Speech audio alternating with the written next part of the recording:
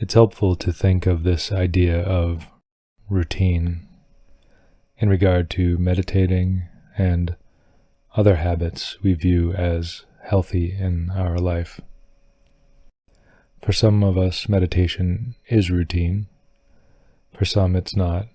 It's new. We're trying to establish a routine, maybe trying to break other habits of the mind to come to what we call meditation. Lots of ideas about what that is. And a big one is taking a break from thoughts that lead me away and develop a routine of coming to be here and maybe have some small amount of control over where thoughts lead, or maybe some control over which trains of thought we follow to completion or repetition or whatever it may be. Let's come to a place of intention outside of the day-to-day calls to action, a place where we're not likely to be interrupted, perhaps a relatively quiet place. We do this with intention. To some degree, it's always for well-being, so we can feel secure in the action. We're not doing this frivolously. We're doing it for well-being.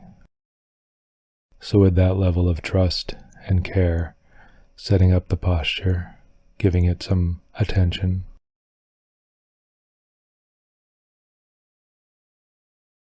taking a stable, seated posture, if that's what's comfortable, stability in our contact with the ground as it is, and by extension, the earth, growing ourselves some roots so we don't fall over.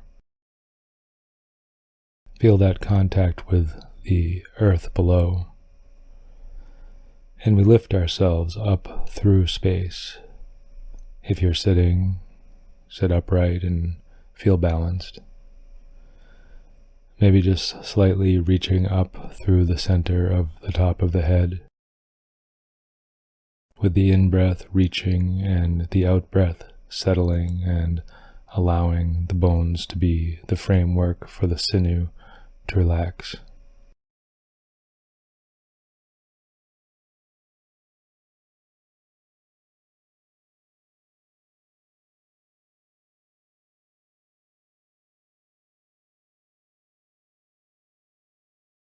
Let's make contact with the coming and going of the breath. The breath sort of takes the place of time. We follow carefully the moments of the rising breath, the moments of the falling breath. You can stay with the theme of breath, coming and going, a homecoming and leaving, a pattern that must be for us to be as we are. There's no stopping the breath and doing what we're doing. Temporarily, yes, but it will take over. The same could be said for some of the other patterns in our life.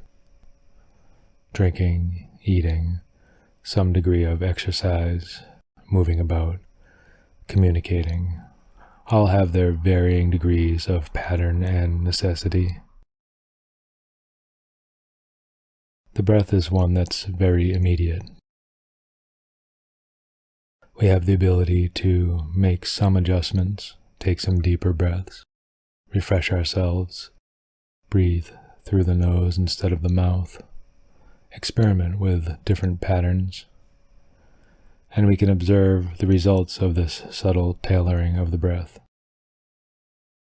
One of the things we do to make this routine of meditation attractive is to breathe in a way that's comfortable, to sit in a way that's settled and comfortable. We pay attention to the breath and breathe in a way that's refreshing, a way that's good to stay with. We encourage the mind to be expansive, open, relaxed, generous, appreciative. And we encourage the thoughts that emerge from this being to be in line with those things. May I be happy.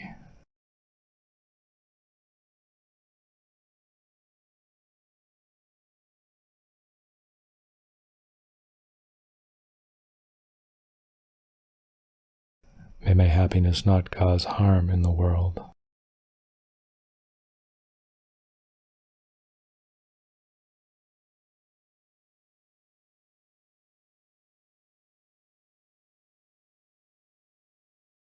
May I be gracious in success and failure.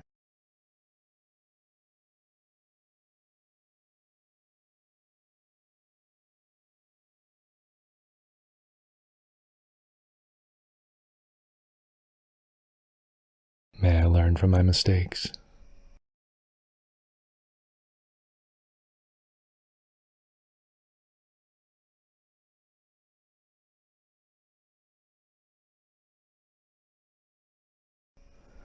So we can, just as we can subtly trim the sails of our breath, move our awareness subtly.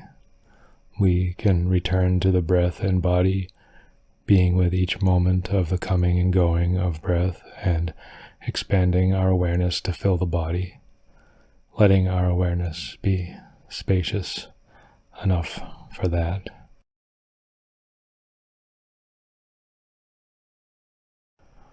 We can move it to the realm of tones of feeling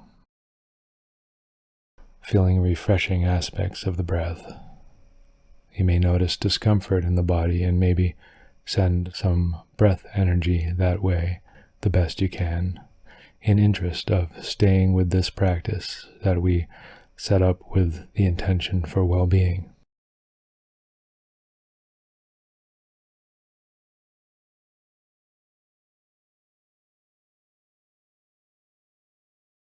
We can shift our awareness to the mind states. We want the mind to be expansive, but we might notice contraction, distractions. Remember our care.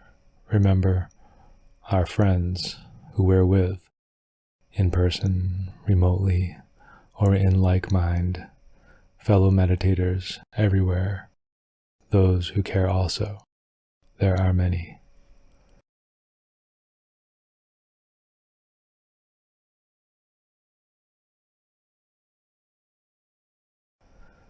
So one of the ideas in this kind of mindfulness practice is when we find some well-being, refreshment, and expansive mind, we can spread it with some intention.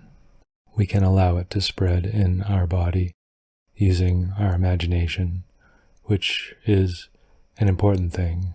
It's not just fantasy. It's how this world is put together for us.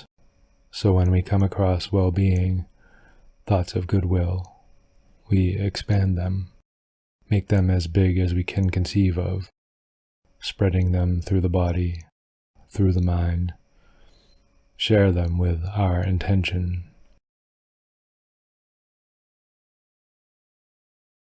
So when we come to the end of a sitting, we can use this idea that anything that we've cultivated here, no matter how small, anything we might have an inkling of, we can cherish, protect, and grow this out into our world.